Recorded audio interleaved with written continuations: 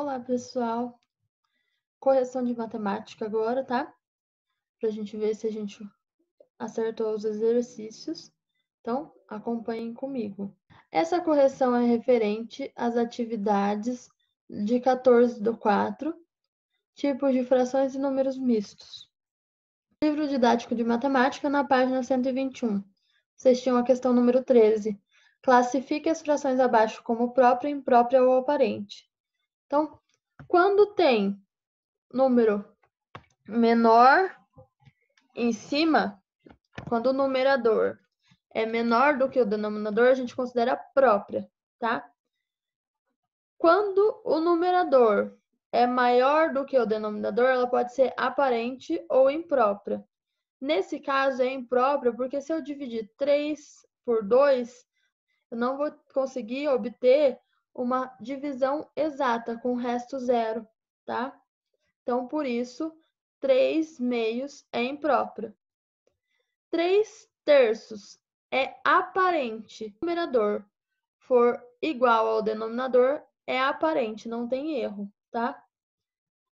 4/3. Então, o número de cima é maior que o de baixo, então pode ser aparente ou imprópria. Mas como é que a gente diferencia se é aparente ou imprópria? A aparente, quando a gente divide, ela tem que dar um número com resto zero, tá? A aparente resulta em um número com o resto zero. Mas se eu dividir 4 por 3, eu não vou conseguir um resto zero. Eu vou ter a resposta seria um número com vírgula. Então, essa fração é imprópria. 4/3 é uma fração imprópria. Aê, 2/4. Então, o numerador é menor do que o denominador, então é uma fração própria. 15. Agora marque um X na figura que representa 2 inteiros e 1/4. Então, 2 inteiros e meio. 1 inteiro já descarta.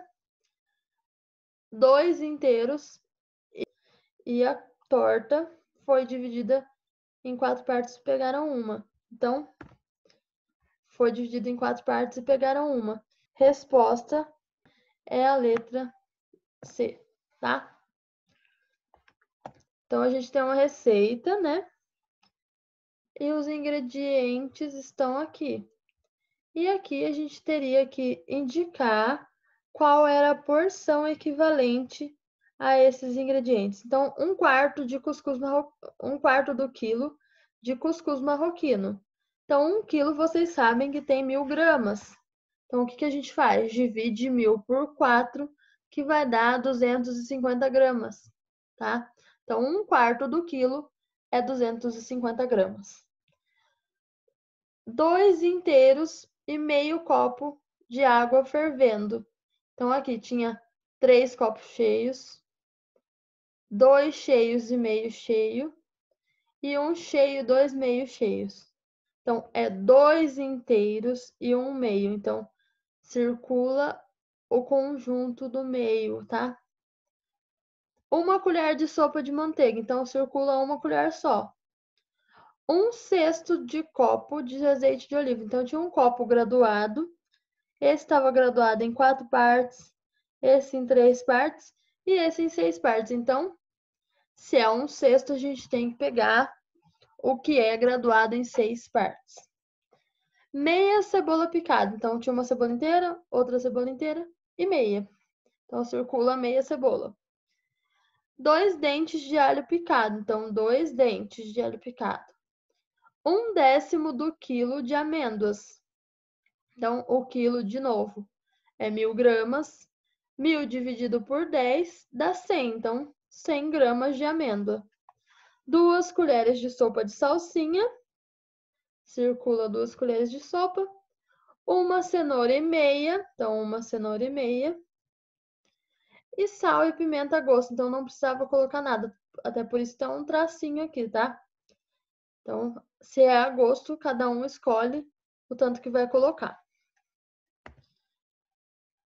Agora, a gente está na questão da página 70 dos exercícios complementares, é numa cruzadinha.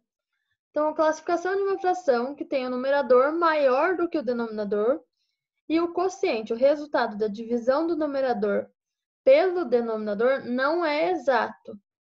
Então, uma fração que tem o numerador maior que o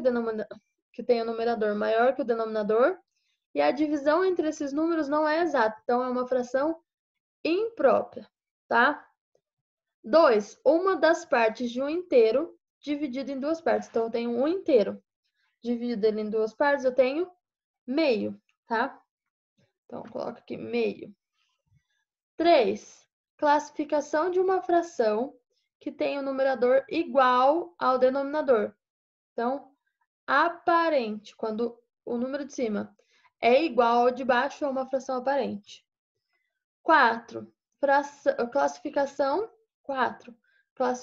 de uma fração que tem o numerador menor do que o denominador. Então, classificação própria, tá? Continuando. 23. Observe as figuras a seguir. Depois indique a fração que representa a parte pintada e a classificação correspondente. Essas duas imagens estão divididas em 4 partes.